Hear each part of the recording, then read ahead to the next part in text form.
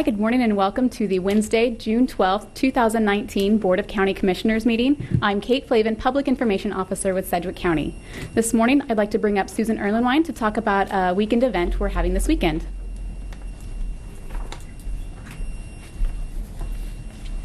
Thank you, Kate. Good morning, Commissioners.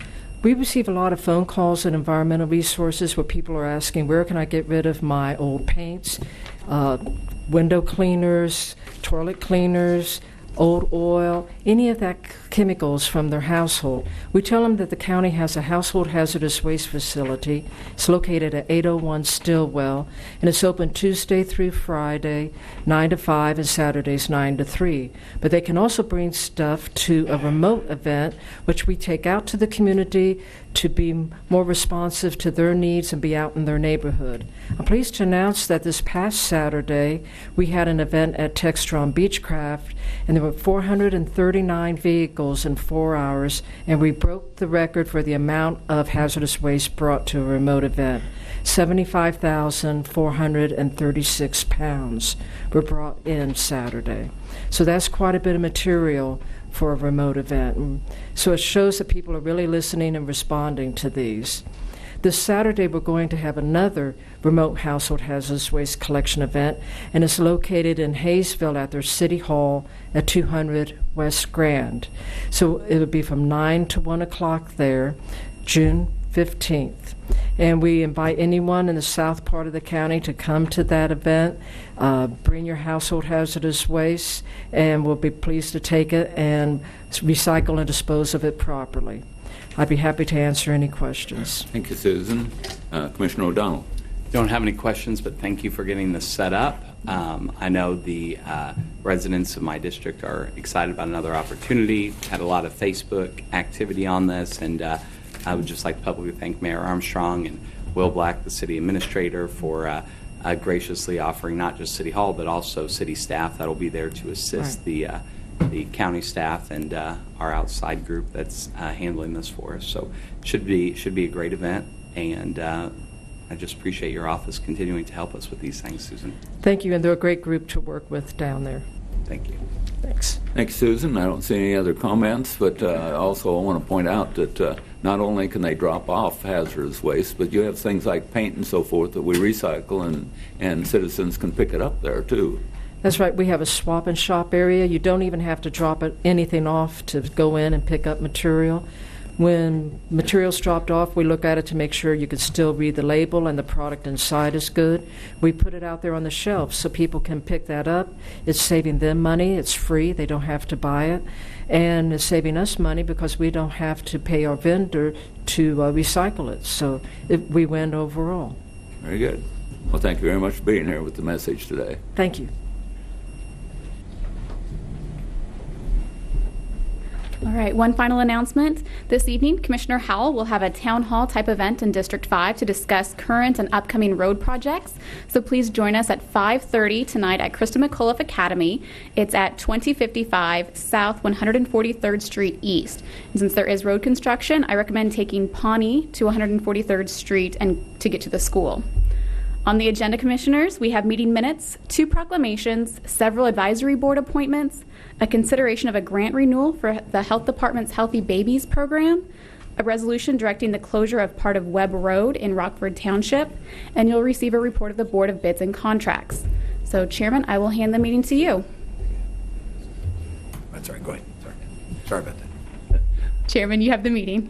Thank you, Kate. I appreciate it very much. And I want to welcome everyone that's in the audience today. I want to welcome those that are joining us online and on KPTS. With that, I'd like to call the meeting to order for Wednesday, June the 12th, 2019. Madam Clerk, next item. Invocation to be observed by a moment of silence. Please remain standing for the flag salute.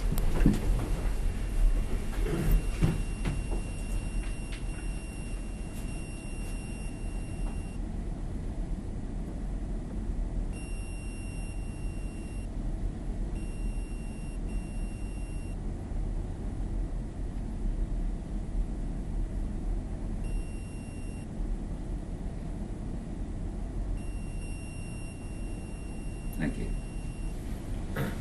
I pledge allegiance to the flag of the United States of America and to the republic for which it stands, one nation, under God, indivisible, with liberty and justice for all.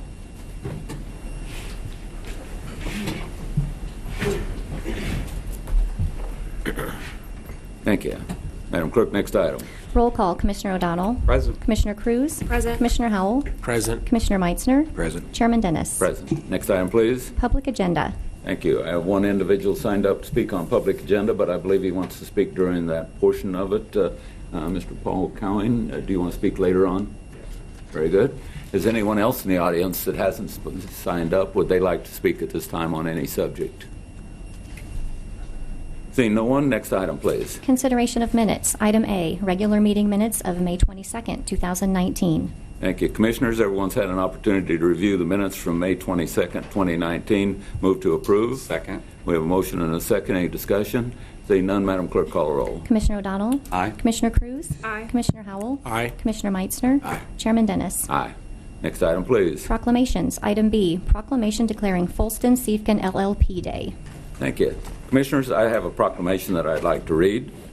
Whereas the FOULSTON SIEFKIN LLP law firm, founded in 1919, has been an integral part of Wichita and Sedgwick County community now for 100 years.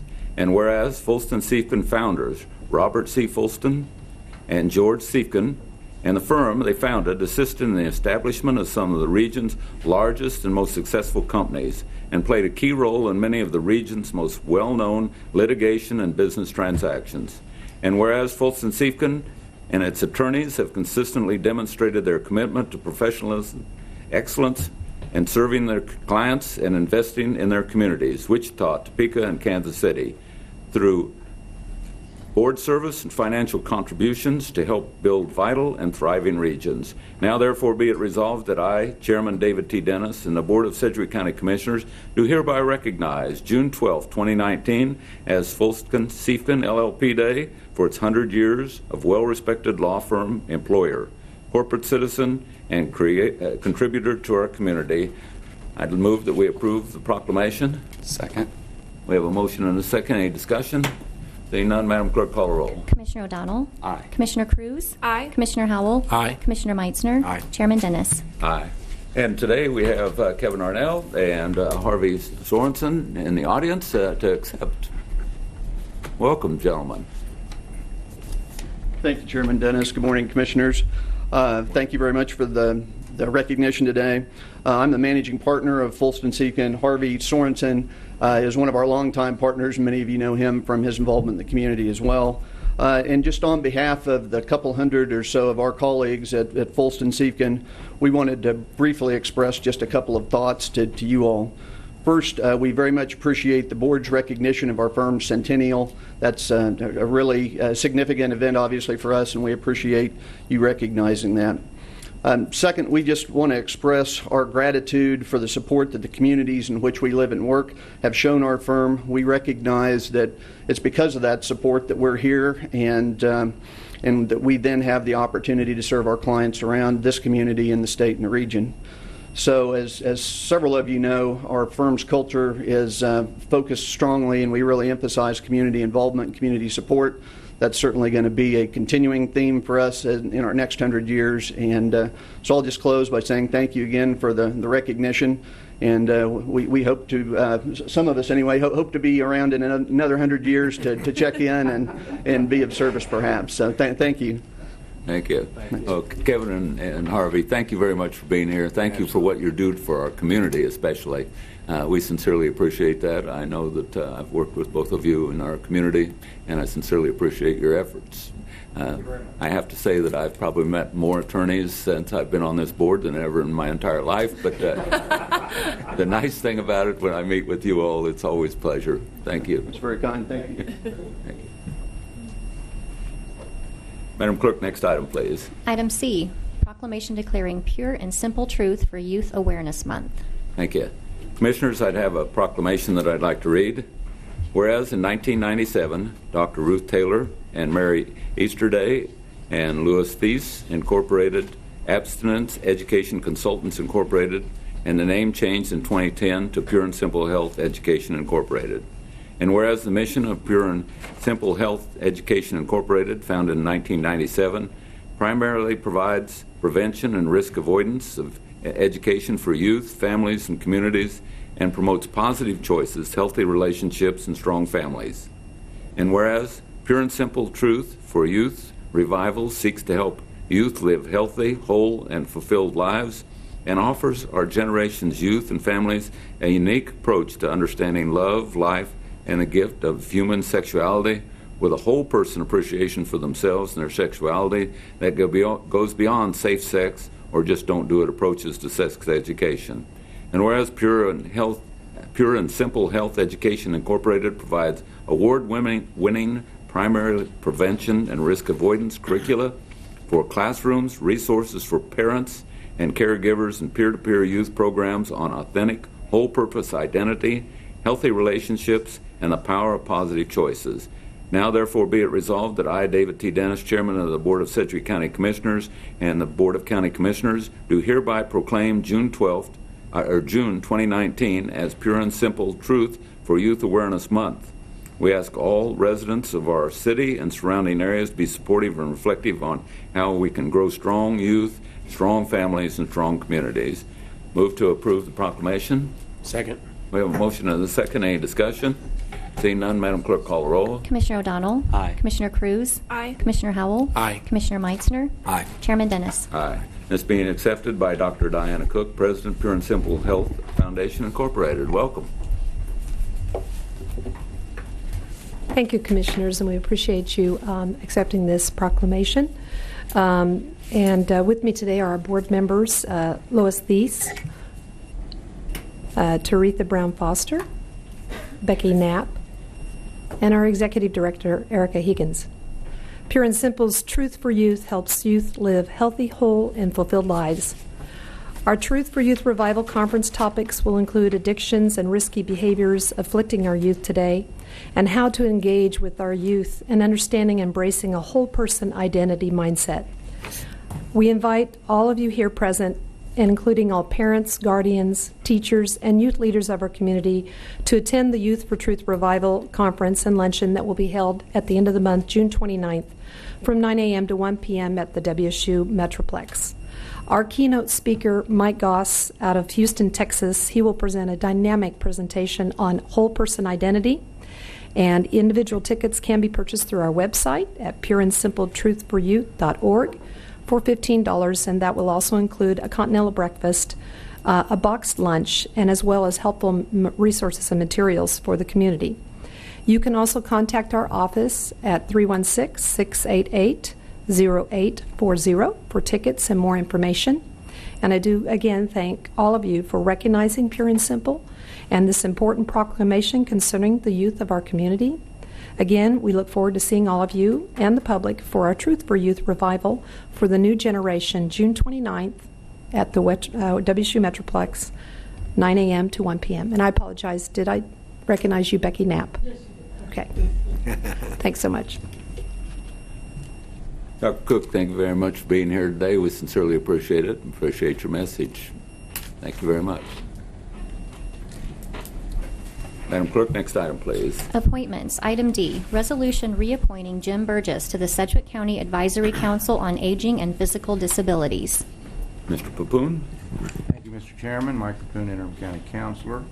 Actually, items D and E can be taken together. These are two appointments, or reappointments, by Commissioner Howell to the Sedgwick County Advisory Council on Aging and Physical Disabilities, which is a board distinguished from our Wichita Sedgwick County Access Advisory Board, by the way. This is more for aging issues. Make recommendations to the Board of County Commissioners. These are 4-year terms. Each commissioner has 3 appointments to the board, and one appointment has to be someone over the age of 55. So I guess that's the new elderly now, or something, or the old elderly. But anyway, the resolutions are in proper form, and we'd ask you to approve the resolutions. Thank you. Commissioner Howell. Well, thank you, Mr. Chairman. I would just say I appreciate the service of both of these people who've already served, and they're doing a great job, and their time is up, and they want to continue to serve, and I'm very pleased to ask the board to reappoint them. So with that, I make a motion we adopt the resolutions appointing Jim Burgess and Jerry Myers to the Aging and Physical Disabilities Board. Second. Thank you. We have a motion and a second. Any discussion? Seeing none, Madam Clerk, call the roll. Commissioner O'Donnell? Aye. Commissioner Cruz? Aye. Commissioner Howell? Aye. Commissioner Meitzner? Aye. Chairman Dennis? Aye. And we have, Neither one of them is here this morning. neither one's here. Okay. Kelly Arnold is available. Next item, please. Item F, resolution reappointing Simone Ward to the Sedgwick County Animal Care Advisory Board. Mr. Papoon. Commissioners, Mike Papoon again. This is a resolution reappointing Simone Ward from our county counselor's office as an appointment by Commissioner Howell again to the Sedgwick County Animal Care Advisory Board. This is a 10-member board with 2 members each by the Board of County Commissioners. The resolution that's been prepared is in proper form. Ask that you approve the resolution.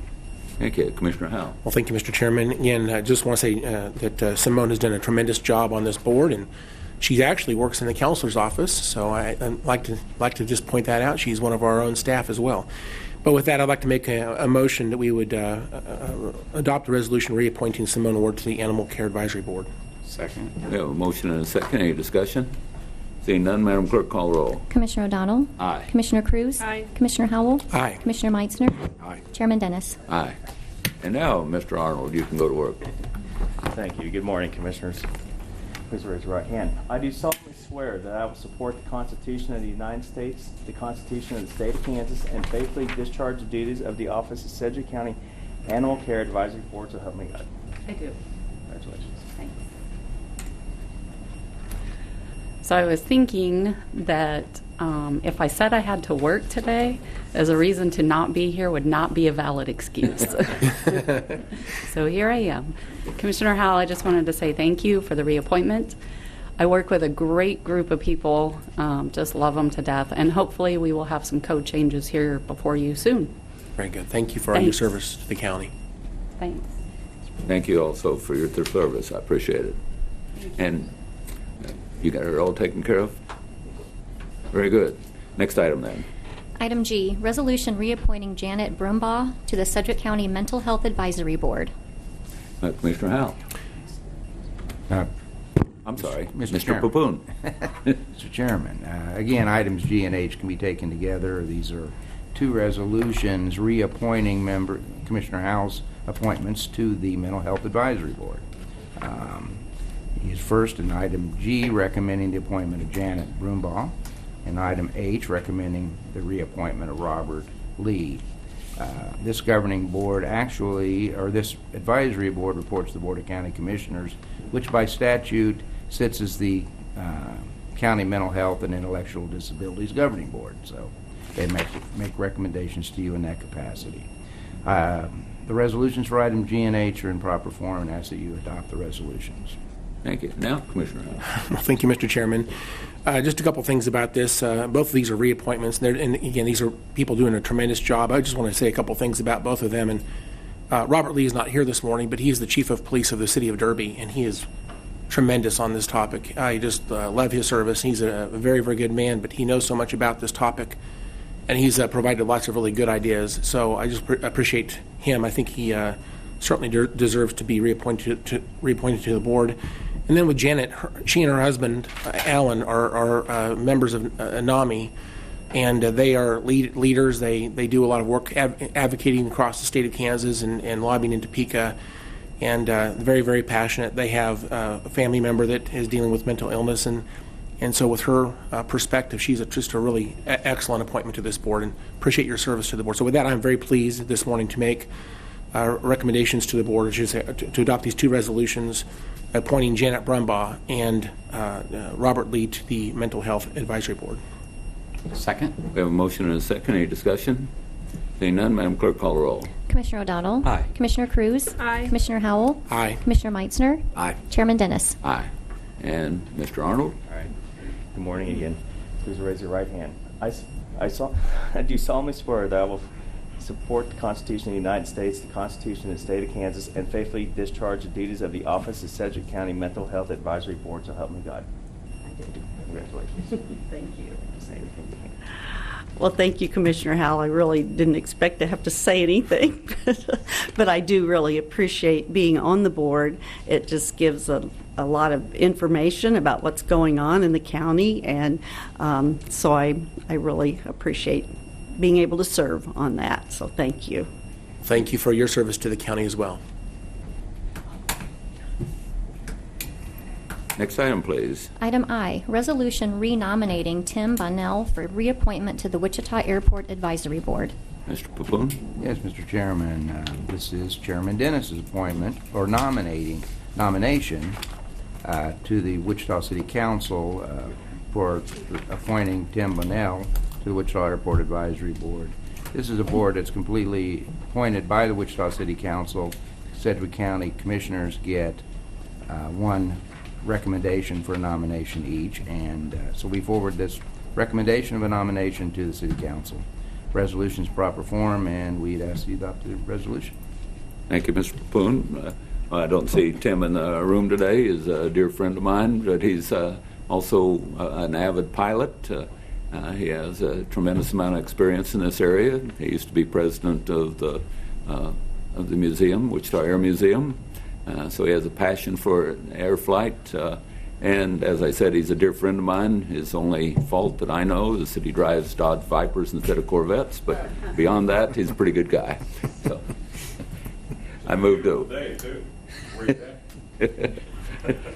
that we approve the resolution on nominating Tim Bonnell for reappointment to the Wichita Airport Advisory Board. Second. I'm sorry. We have a motion and a second. I was Still thinking about somebody else say something.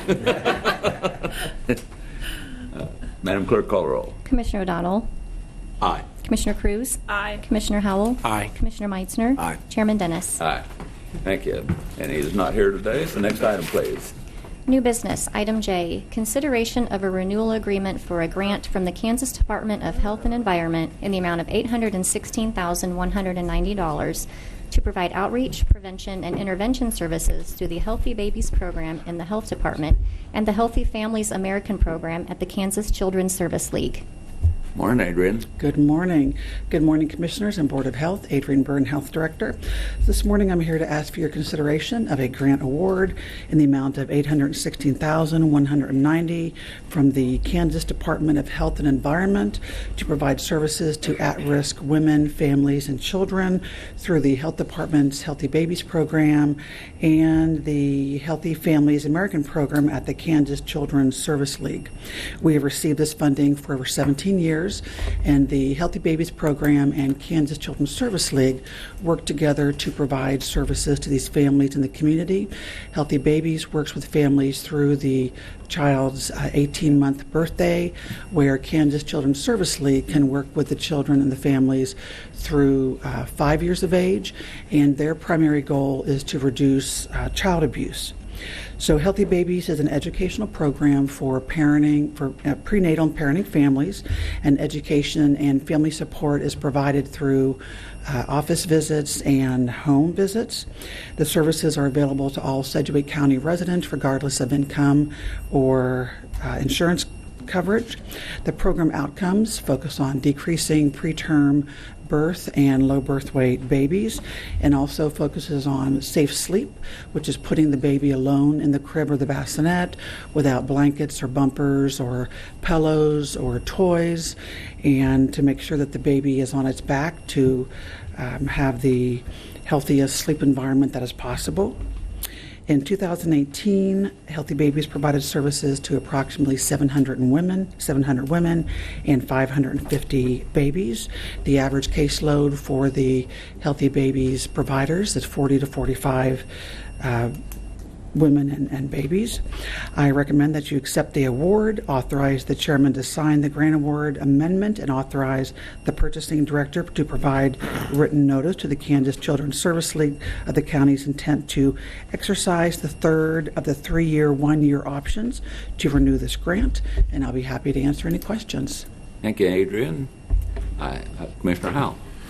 Well, just a comment and then I'll make a motion, but I want to say thank you for presenting this morning. I think this is a very important grant. I appreciate greatly the mission of all of this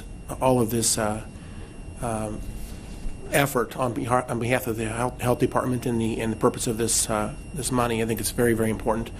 I'll just continue to say I'm personally focused on the issue of infant mortality for Sedgwick County. I would love to see anything we can do to address this more broadly, maybe find some different ways to go forward. But nevertheless, I think this is important, and it's I'm sure it is making a difference. But I'd just like to see us be able to somehow get our trends back in an area that I think is more normal to the state or even the nation. But with that, I would like to make a motion, Mr. Chairman, we would take the recommended action.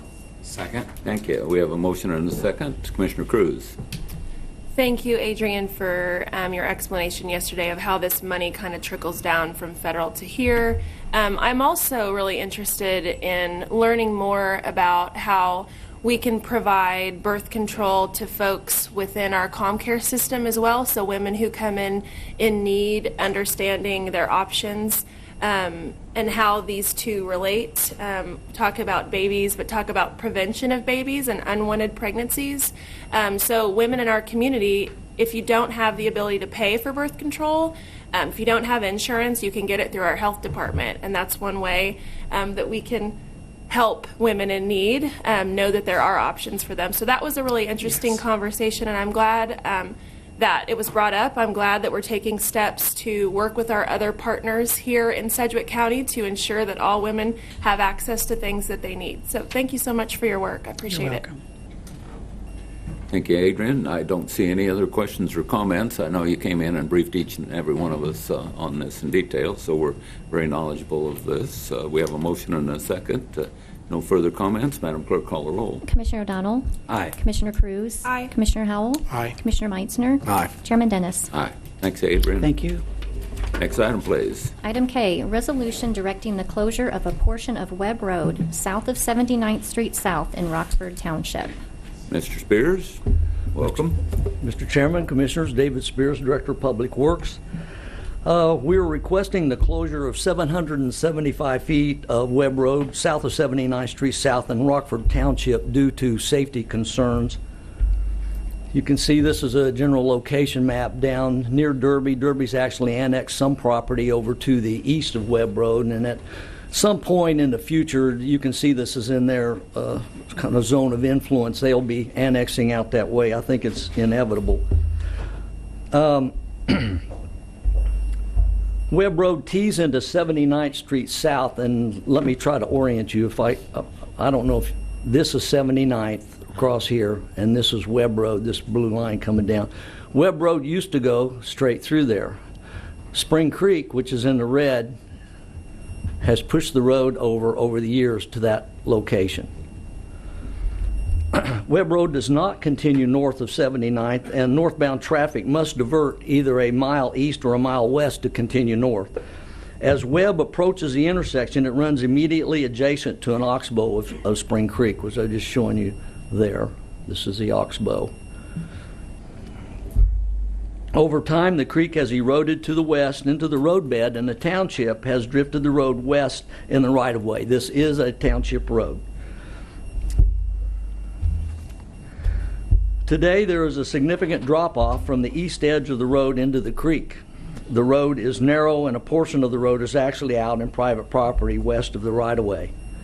In September of 2018, Rockford Township brought this issue to Commissioner Howell's attention, and we started working the issue with all parties. Later, we were also informed by Rockford Township that their insurance carrier had done a survey of their road system and informed them that this safety issue would need to be addressed. In April of this year, Rockford Township submitted a written request for road closure. Both the report from their insurance carrier and the letter from Rockford Township are included in your backup material today. These pictures were taken by the insurance carrier, by the way. We've been engaged with Commissioner Howell, Rockford Township, the City of Derby, and adjacent landowners in an attempt to develop a solution to this road safety issue. Several options were studied and discussed. 1. Acquire temporary easements to cut a new channel to the east of the oxbow on private property, relocate the channel bank away from the road, and restore the shoulder and side slope of the road at an estimated cost of over $700,000. Number 2, acquire right-of-way and one home so that the road could be straightened out and relocated to the west, restore the channel bank as required at an estimated cost of over $457,000. 3, acquire right-of-way and relocate the road farther west to bypass the creek and home, restore the channel bank as required at an estimated cost of over $400,000. 4, close the road until some future time and construct a cul-de-sac south of the Oxbow with county forces.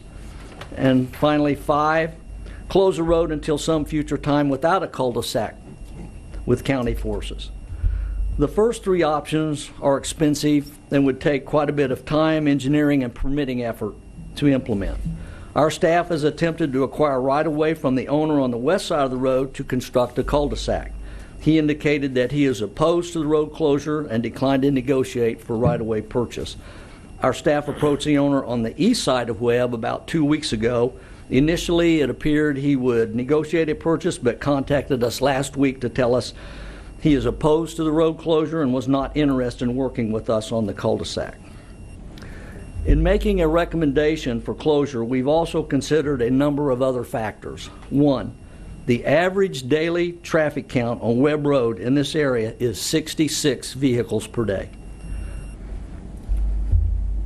2, the entire section of road is in the regulatory floodway and would be covered by 2 feet of water in a 100-year flood. In fact, flooding last month covered part of the road. 3, the city of Derby has indicated that their development plans to the east of this area are not dependent on Webb Road for the foreseeable future.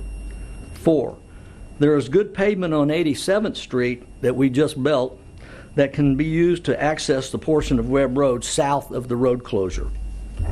5, the school district is aware of the issue. We have been in contact with them, and they can make arrangements for bus routes before the next school year begins. This was taken 2 days ago.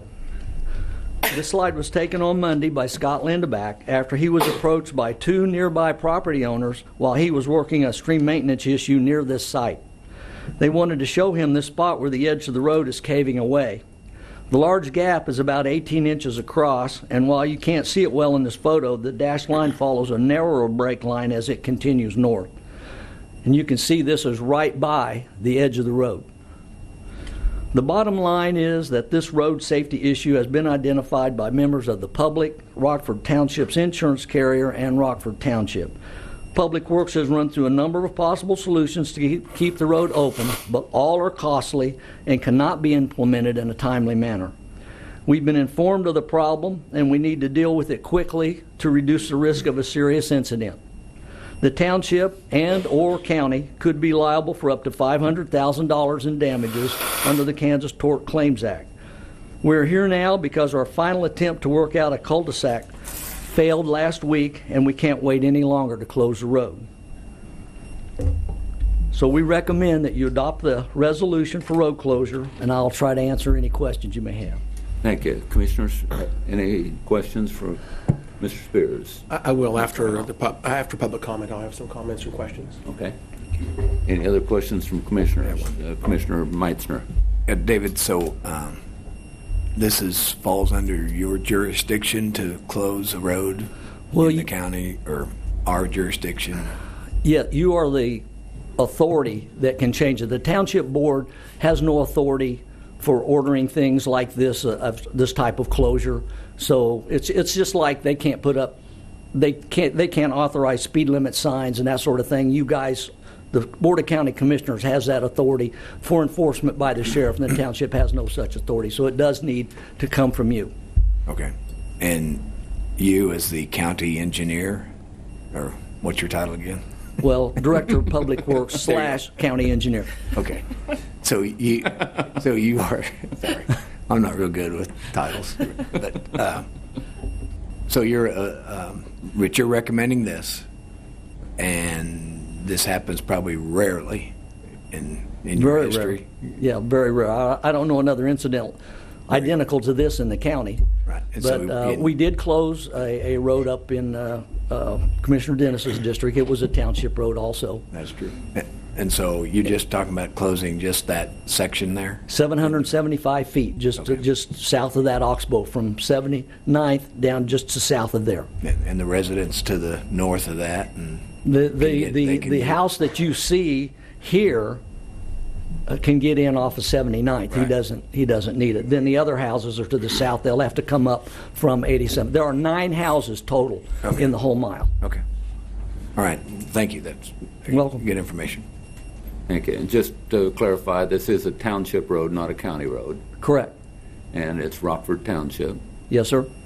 And they are a separate taxing authority. Yes. So they do have taxing ability if they wanted to tax their residents to be able to fix this road.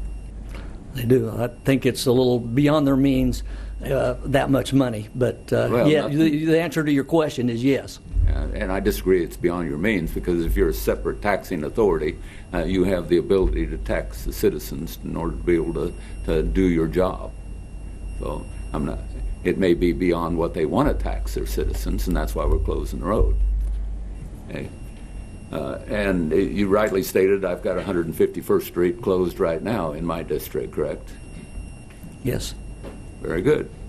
I don't have any other questions at this time. I don't see any other questions from commissioners. So at this time, I'd like to open it up for public comment. I know I do have one individual, Mr. Paul Cozine. Is that correct? Cowan. Oh, Cowan. I'm sorry, Cowan. Please state your name for the record. Sure. Paul Cowing. I live at 9531 East 79th Street South, which is Webb Road and 79th. And good morning, Commissioners. I appreciate this time to address you. I have lived there since 1988. I have seen the progression of the issues that Mr. Spears has stated in all of his comments there. Everybody, you know, when they walk up to my property, they say, boy, this is beautiful. Nice place.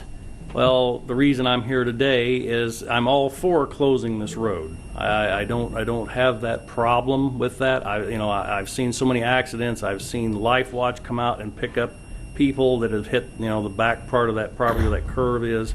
It's in school bus going through there all the time. This last through the middle of May made me very nervous because I was afraid that, as you can see, the bank is not stable at all. So my concern is the closure of this road and where you're going to put this barrier. I still need access. As far as I already talked to the water district, and I said, well, how close do you have to be to my water? Because my water meter's back there. I said, how close do you have to be able to be there to read my meter? They said, well, we can read that from 79th. I said, okay, that's good. Well, I have other services required. I use propane to heat. I just talked to them this morning, and they said, we only have a 100-foot hose. It's like, okay. So that could be an issue if you put a barrier up next to 79th Street. How are they going to access my tank to fill it? I also have a septic system that may need maintenance or whatever. So I would like to be involved or whatever, if possible, on the location of this barrier next to 79th, if it could be moved back further or whatever. I am concerned also with people being able to go around, because I've had a lot of people drive through my property up, off of the road for whatever reason, and so that concerns me also. So anyway, that's basically my concerns. Is I'm all for closing the road. It needs to be done. It's a safety hazard. Whether anything else is going to be done at what time, I have no idea. It's not sounding like that a solution is available anytime soon. So, the interim is to close it, and I would just like to be able to service my property with the services that I need. And that's all I have to say. Thank you. I did talk with Mr. Howell, and I kind of changed I did change my deal. I started looking at those situations. Also, Westar has a line back there that they have an easement. And I don't know if that has anything to play in that too, because they have to be able to access that line too. And so, Mr. Howell, I'm sorry, I was afterthought that I was thinking, because I was considering just making the ditch across Webb Road as it would be that there was no approach there anymore, because I didn't want anybody driving back through there anymore. So anyway, I appreciate your time. Thank you. We have a question or a comment from Yeah, Mr. if you House. don't, just want to ask you a couple clarifying questions because it is a bit of a change from what we talked about yesterday. I'm sorry. So if we move that road closure to the south a little bit and leave just a, if you will, an apron on that on 79th, a little apron onto what used to be Webb Road. Mm-hmm. If people pull in there and turn around or even park, it's not ideal, but that obviously is probably will happen. Right. And that's still your preferred configuration. Well, in order to get services that I need, I don't see how else it's going to work. I may have to put up some kind of fence along there, along the barrier, going north and south, so that nobody could drive on my property. But that would be the only other alternative that I can see, because bearing an expensive trying to move my tank somewhere, and I don't know what all the regulations are for the propane tank. It can be so close to the house. There's all sorts of regulations with that. I'm not sure how they would be able to access that I could acquire propane to heat my home. So that's the major issue that I can see. Since they can read the water meter, that's not as much of an issue.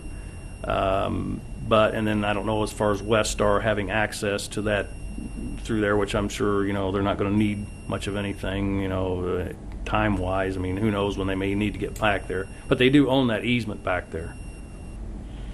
One other thing about this, which I think is interesting, and it wasn't mentioned yet, but this road actually has translated itself over time. It's actually on your property. Yes, anyway. yes, it's moved over 20 feet onto my property. So if you look at the overhead picture here, this road where it's sitting there is really not where it's supposed to be. It's actually mostly on your property anyway. Correct. So I think that's a pretty good point. Correct. I may have some other comments or questions later on, so if you'll stick around, I'd sure appreciate that. But I see other commissioners have comments or questions, so I'll sit. Thank you. Commissioner Cruz has a I question. just have a real quick question. Thank you, Chairman. So how do you get onto your property through a driveway, right? Yeah, and it's off 79th. Okay, so if you had a service provider like your propane provider, they couldn't get to your house through your driveway? Well, not without crossing on the neighbor's property. It's 15 or 20 feet on the west side of my property, which is not another tree there or whatever, so there's no way that they could get to the back side of my house other than via Webb Road. Huh, okay. Okay. Any other questions? Nope. I don't see any other questions. Thanks, sir, for being here today. Thank I you. appreciate it. Does anyone else in the audience wish to speak on this issue? I thought the gentleman that described it earlier did a superb job. He's put a lot of work into this. Okay, I'll bring it back to the board. May I continue, Mr. Chairman? I see on the note here it says eradicate the road. Mr. Spears, can you please describe what does that mean? Eradicate the road. I don't know if that means it's torn out. I don't know what that means. Well, Mr. Borst has been looking at how we're going to address right there at 79th and Webb, that part of it, because we were talking about taking just a small piece of that out so that the people driving down either way on 79th would know there's not a road there and you can't turn there. So that's the little tiny piece that is talked about on eradication. But I do want to talk to this gentleman after the meeting and get his phone number and work with him. And if there's other alternatives, we'll look at them. We'll try to help you. But the overriding factor here is the safety of the driving public. And your issues, although very important to you, are not as paramount as closing the road. But we will try to work something out with you. Okay? Okay. And so with that, maybe ask Mr. Papoon, if we pass this today, does it lock us into a configuration, or do we have some latitude to tweak this to make Mr. Cowing a little more happy? I might have Karen Powell address this. She drafted the resolution and can answer that question for you, Commissioner. Thank you. Good morning, Karen. Good morning, Commissioners. Karen Powell, Deputy County Counselor. Yes, Commissioner Howell, it speaks to closing the road approximately 775 feet, which south of that 79th Street South. So then, if it is somewhere in that area of 775 feet, then I say we don't need a revision to the resolution, that we're appropriately adopting the resolution. And then that gives Mr. Spears some leeway in closing the road to where it might not affect the property owner that spoke today. Okay. Well, we're trying to do what we can to. Well, first of all, thank you for the explanation. I think the word approximately is a great word. Excuse me. Apologize for my throat this morning. I have a bit of a sickness today, I think. Anyway, as long as that gives us the latitude, I'm trying to do what we can to try to make the property owners in this area, try to be sensitive to their concerns and their needs. And we've been working with them trying to solve this for quite a while. So if we can do this in a way that makes Mr. Cowling a little bit less impacted, I think that's a good thing for us to try to do. A couple of other things about this which have not been mentioned yet. But we've actually had a few cars that have gone over the edge. I mean, not completely over the edge, but they've gone partially over and had to get a tow truck out to haul them back up to the road. And this is, we talked about adding a guardrail potentially. That wasn't mentioned this morning, but that would be tremendously expensive, or to stabilize the banks of the road so the stream can't translate any further to the west. Those are very expensive and difficult solutions. In fact, if you look at the area, you can see they did try to stabilize this bank sometime in the past. It didn't really work. The steel posts that are sticking out of the ground now are basically out in the stream. So it's clear that the stream has moved over. Despite the efforts to stabilize that bank in the past, it has not worked. One of the more elegant solutions would be to connect the oxbow to itself further to the east. And if you look at that map, you can see that there's a place where the stream comes very close to itself. That would be a tremendously wonderful solution, but the problem is that requires approval from the state, and they're not really keen on the idea. So, and it's also not cheap because it creates an island, and we'd have to add access for the property owner to access his own property, and that's kind of expensive as well. And the people who own the property really aren't really in favor of the idea anyway. So, anyway, this. I think dealing with the road over to the west, where it is now, is really our only option. A couple more things about that. We did approach the city of Derby informally a couple of times. I know Mr. Spears did, as well as I did. Talked to the manager of the city of Derby, and certainly we respect their right to weigh in. And at this time, they're not interested in partnering with us. We know we partnered with them on 87th Street because it was very expensive to do 87th Street. And I appreciate their support and their help on that project. But to do this solely on the funded by the county would be very expensive to us. And I think we ought to have partners if we are going to do something more. Find a permanent solution. There ought to be some partnership between the township, the city of Derby, and the county, and possibly even a subdivision. What also was not mentioned today, but you can see it in your backup material. There is a subdivision planned, about 130 homes, to the east of this, and they have two access points, one on Madison and one on Webb Road. The unfortunate thing is, I think this might, by closing this road, might have some impact on that community. I've heard two different stories. One person said that this would be a gated community. I talked to someone who's involved in the development yesterday. He said that's changed, or it's not now planned to be a gated community. So I would anticipate cars may go from Webb Road through this subdivision onto Madison.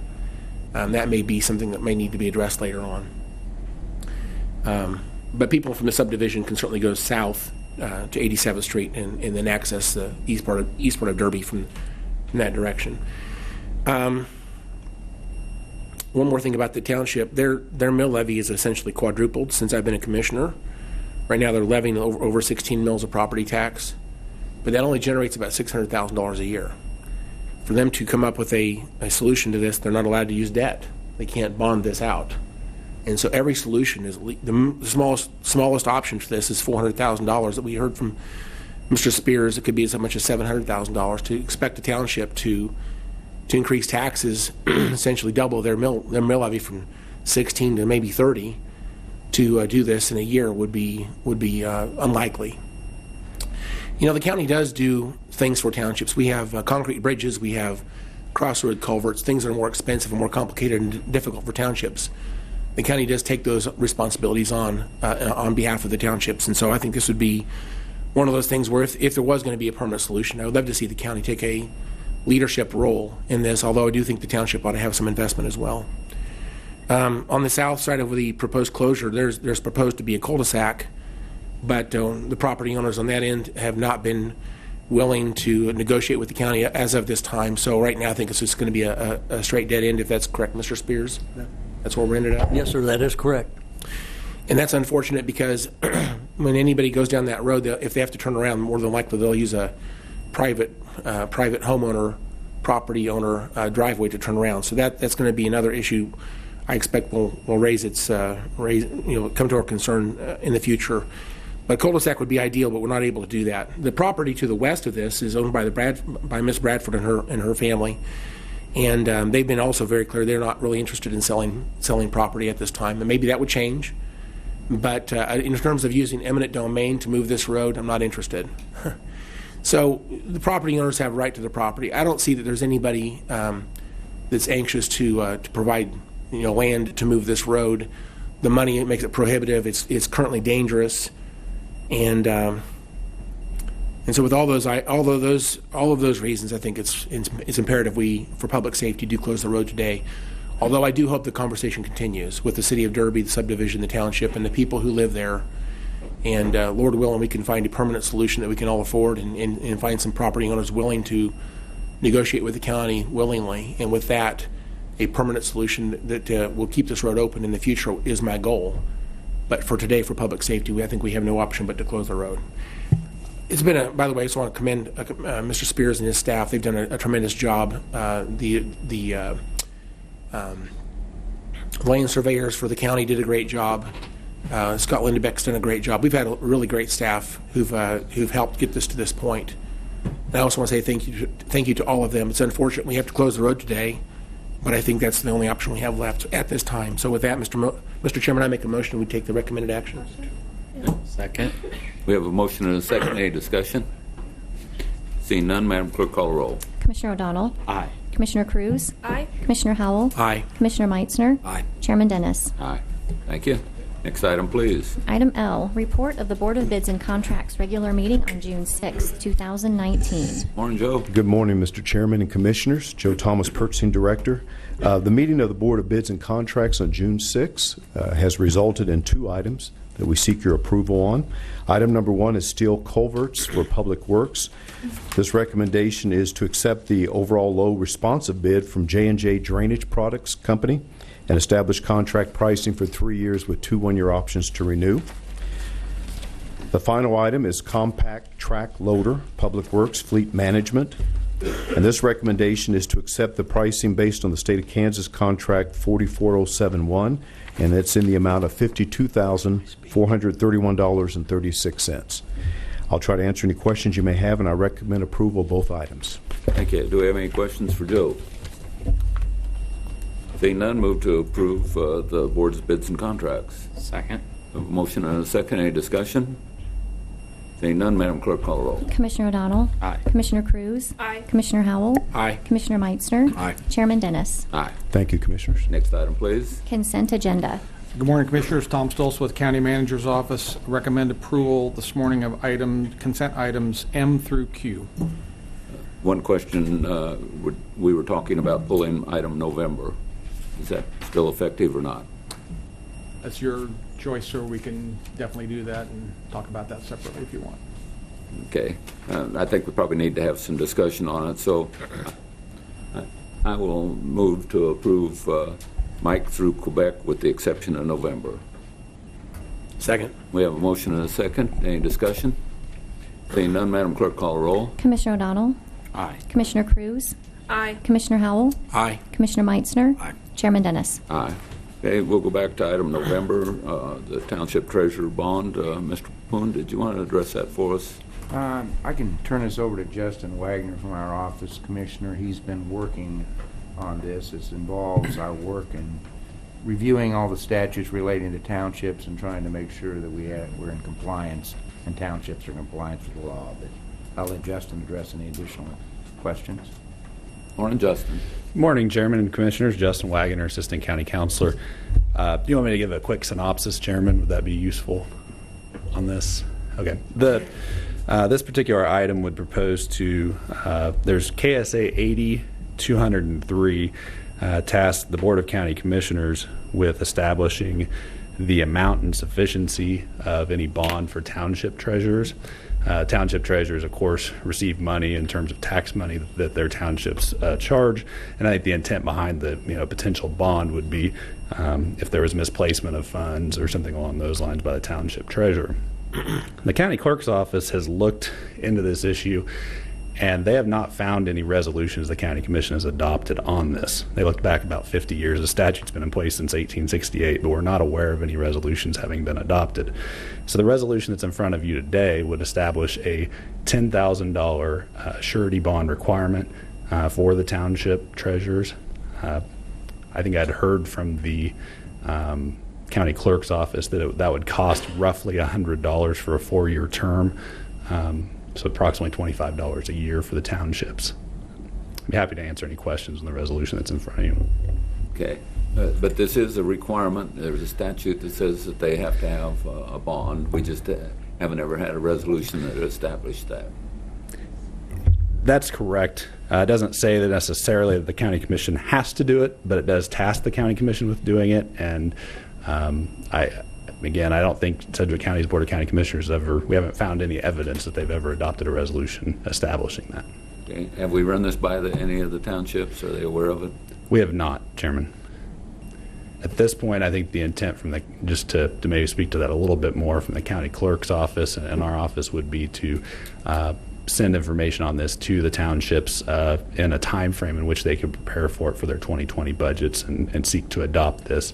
As Mike Papoon had mentioned, this in addition to a few other township statutes or items that I think both the county clerk's office and our office have been working together on trying to make sure that to bring to attention of townships their requirements to follow those statutes, how they intersect with county duties. Is there a rush to pass it, or do we have time we could run it by all the townships to? We could certainly defer action. Okay. Do we have any recommendations from the other commissioners on whether we should pass this today or defer it for a period of time before to give the townships an opportunity to review it? I'd like to see us defer this for just a short time and let them review it and give us comment back before we go forward. Okay. Any other comments from any other commissioners? For me, good. Okay. Do you want to make a motion to defer it for until mid-June or whatever, or July, whatever our next meeting, middle of July? Would the first meeting of July be acceptable? Would that be okay to do it? I think that would be sufficient. We have a listserv with, or essentially a contact sheet with all the township officials' contact information, so that proposed resolution could be sent to them, and we could seek comment. Okay, Mr. Chairman, I'd like to make a motion. We would defer item November. N, November, until the July 10th BOCC meeting. Very good. I'll second the motion. Any discussion on that? Seeing none, Madam Clerk, call the roll. Commissioner O'Donnell? Aye. Commissioner Cruz? Aye. Commissioner Howell? Aye. Commissioner Meitzner? Aye. Chairman Dennis? Aye. Thank you, Justin. I appreciate it. Next item, please. Legislative issues. Mr. Papoon, do we have anything for legislative issues this morning? The only thing I might comment on, Mr. Chairman, is the fact, and you received an email from our election commissioner, Tabitha Lehman. It appears that Governor Kelly will be in Wichita sometime probably in the second week of August for a ceremonial signing of Senate Bill 130, which is, of course, a bill that Sedgwick County strongly supported and will allow, hopefully, once the regulations by the Secretary of State's office have been finished, will allow voters in Sedgwick County to vote at any polling place. And so we're looking forward to that once the exact date gets set. Very good. Thank you. I did get some questions, I guess, yesterday about why we weren't implementing it in 2019. And it's not Sedgwick County's trying to defer this out of 2019. The fact is that the regulations haven't been put together in Topeka yet, and so we can't implement it until we know exactly how that they want it implemented. So it's not, we are definitely on board with doing this as soon as possible, but right now we don't have the ability to do it in 2019, so we're pushing to make sure that we can get it done in 2020. Okay. Anything else on legislative? Seeing nothing. Other, do any commissioners have anything that they'd like to speak to during other? Commissioner Howell? Thank you, Mr. Chairman. I have just a couple of quick items. Just a reminder, once again, I have a town hall I'll be hosting this evening at Krista McAuliffe School. And again, that's at 2055 South 143rd Street East. I invite anybody from the county or anybody from my district certainly to be welcome to attend. And what I plan on talking about primarily is construction projects in the area. We've had a lot of construction projects in District 5, and I appreciate all the great work of our public works and our contractors that do that work. But there's been some things that we're very proud of that we got done. We've gotten done, and there's some things that are happening right now, and there's more things to come. And so with that, I want to be able to explain some of that perspective to people who are interested in that. But especially one of the things we're very proud of is there's a project going on the 143rd Street and Harry. There's a left turn lane being added, which has been needed for quite a long time. And so we'll talk about that one specifically, but maybe other projects as well. But anything is game. I'll plan to give a very quick county update. Primarily, we'll talk about construction and infrastructure projects, and then we'll go to questions and answers. If anybody's interested in attending that meeting, it's tonight at 5:30 at the Krista McAuliffe Auditorium. The meeting should last 1 hour. I will keep it to 1 hour. And again, that's 2055 South 143rd Street East at Krista McAuliffe K-8 Academy. And the second thing I'd like to bring up is if you follow me on Facebook, you might know I've been working for the last 10 days or so trying to raise money for a young man. He's 22 years old. He's in a wheelchair. He has a severe case of cerebral palsy. His parents have done a good job taking care of him, but the wheelchair van that they have right now is worn out. So I started a GoFundMe page about 10 days ago, and I'm thankful. I just checked it a minute ago. We've raised about $9,000 so far. When we get to about $15,000, I believe I have a solution to get the rest of the way. These wheelchair vans, even used, are around $20,000 to $25,000, and so this brand new, they're around $60,000. I just want to ask anybody who's interested in helping a young man in my district and in this family. I'll just tell you, it would be greatly appreciated. We're about $6,000 from hitting our goal. I want to say thank you to Lonnie, donated this morning. Thank you, Lonnie, for doing that. And we've had about 70 people donate so far. It's been shared over 500 times. But to raise $6,000, it seems like it's a fairly small amount of money to many people, but to them it's overwhelming. This is a family that's been has given a lot to the community, and they've recently lost their ability to earn money because the dad in the family has a total kidney failure. He's on daily dialysis, and he's a diabetic, and he's lost part of his right foot in the last couple of months, and so their ability to earn income is just not there. And John, the 22-year-old son, is completely and fully disabled, and so they feed him and everything else you can imagine. So there's a lot of needs there, and I know there's a lot of needs in the community, and I love helping people any way I can. And but this is a family. Just my heart goes out to them, and I would ask if anybody wants to give, please check out my Facebook page, Jim Howell. I'm sure you'll find it, or if you want to do a GoFundMe search and look for the Derby area, you'll see the campaign there. Or if you want to give me a call on my cell phone, 316-788-4887. 316-788-4887 is my cell phone. You're welcome to call me and ask me more details about this. And with that, I'd just like to ask the community to help us get to that goal. I'd sure appreciate that. And that's all I have, Mr. Chairman. Thank you. Thank you. Anything else from any other commissioners during other? I just have two very brief things. One is I want to put kudos out to Riverfest organizers. They just finished up a great week and a half of Riverfest and did a tremendous job. I appreciate what they do for our community. The other item is, as Commissioner Howell was speaking about, one young gentleman that is having some problems. We had a very nice article in the Wichita Eagle this morning about the family that was injured down on 135th Street South, and they are also in need of some financial help to pay for the recovery. And I do appreciate the Eagle putting that in. Hopefully that will help stimulate some giving to support that family. And I wanted to take this opportunity also to mention that. Commissioner Cruz. I just remembered. So we are having a fundraiser for Jenny Wood this Sunday at the WAVE. I'm also accepting donations if you guys want to. We're having a silent auction, so I hope to see everybody out. We have a great lineup of musicians that are going to be playing. So if you have some free time on Sunday, head down to the WAVE and support Jenny Wood and her family. Thank you. Anything else for other? Seeing nothing else for other, I don't see anything else come before the board, so we are adjourned. Thank you. Fire District.